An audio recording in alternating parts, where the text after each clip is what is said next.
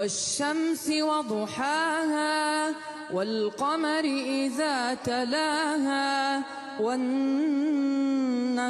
إذا جلاها والليل إذا يغشاها والسماء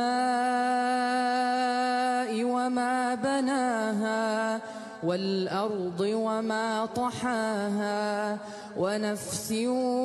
وما سواها فألهمها فجورها وتقواها قد أفلح من